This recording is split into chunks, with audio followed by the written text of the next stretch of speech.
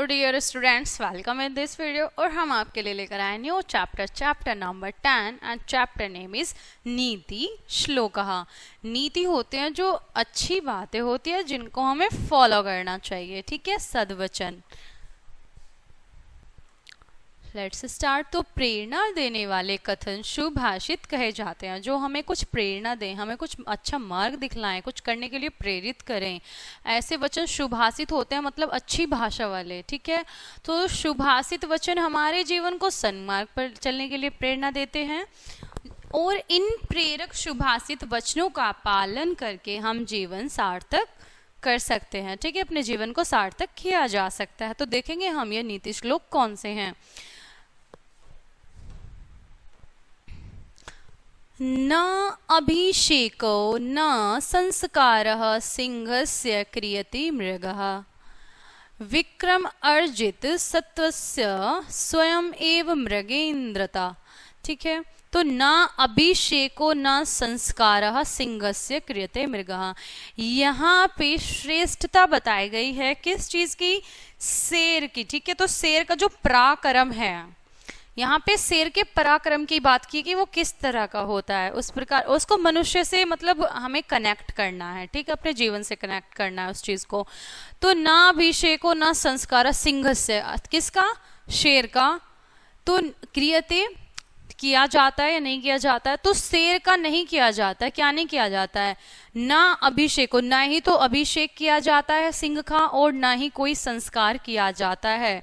वह अपने पराक्रम से विक्रम अर्जित, अर्थात अपने स्वयं एव ही, वो स्वयं ही अपने पराक्रम से अर्जित करता है क्या? ऐसी महानता। और वो स्वयं ही अपने कर्मों से अर्जित करता है शक्ति। और वो क्या होता है फिर? वह सबका, सभी पशुओं का मृगेंद्रतः, अर्थात सभी पशुओं का राजा होता है, ठीक है। तो देखो, जब जंगल में शेर होता है, ना ही तो वो वहां पे उसको कोई विशेष राज्याभिषेक किया जाता है, ना ही संस्कार किया जाता है। वह फिर भी अपने पराक्रम से वो क्या करता है? सभी पशुओं का राजा होता है। तो उसी प्रकार मनुष्य भी अपनी योग्यता के अनुसार ही, अपनी योग्यता से वो क्या होता है? पराक्रमी होता है, ठीक है, अपनी योग्यता से। तो जिस प्रकार यहाँ पे शेर है। सेकंड है आपका श्लोक, सिंह है शिशु अपि निपतति मदम मलिनम कपोल भित्तिषु गजेषु।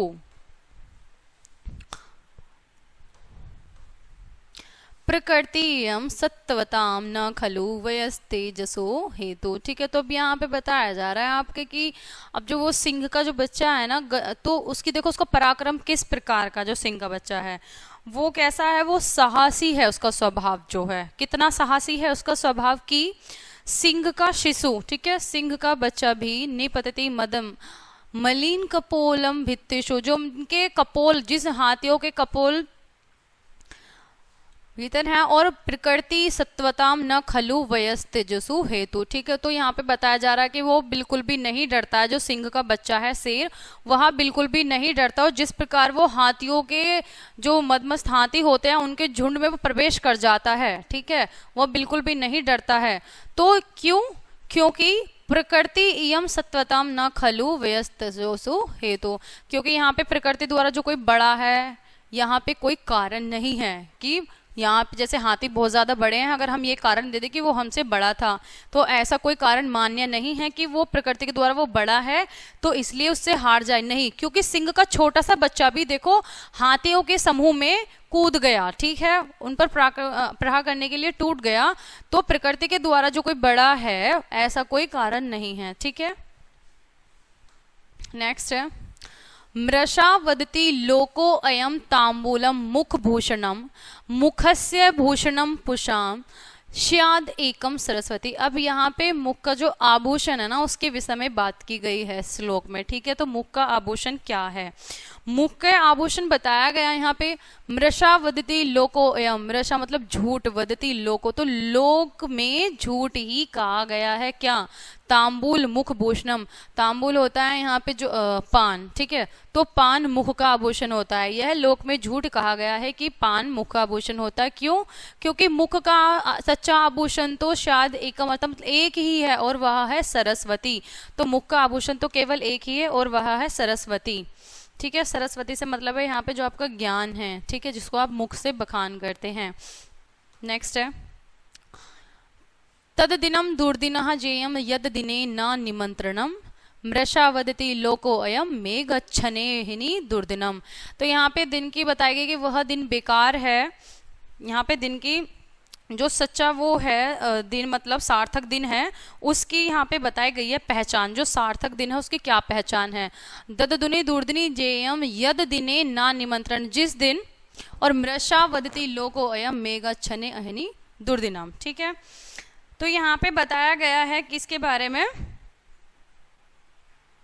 जिस दिन कोई मतलब हम कोई अच्छा काम ना करें, जिस दिन हम कोई अच्छा काम ना करें, अपना आत्म चिंतन ना करें, विश्लेषण ना करें, तो वो दिन बेकार ही है। ठीक है, जिस दिन हम कोई अच्छा काम ना करें वह दिन बेकार ही है। तो लोक में असत्य ही कहा गया है क्या, कि जिस दिन मेघ आच्छादित हो जाता है, मेघ से ढक जाता है, तो उस दिन वही नहीं दुर्दिनम, आग न जलाई जाती हो। ठीक है, जैसे मेघ से आच्छादित हो जाता है, उस टाइम पे क्या चाहते हैं कि लोग आग और उसमें हम हाथ तापें। ठीक है, तो ये झूठ ही कहा गया है। क्यों?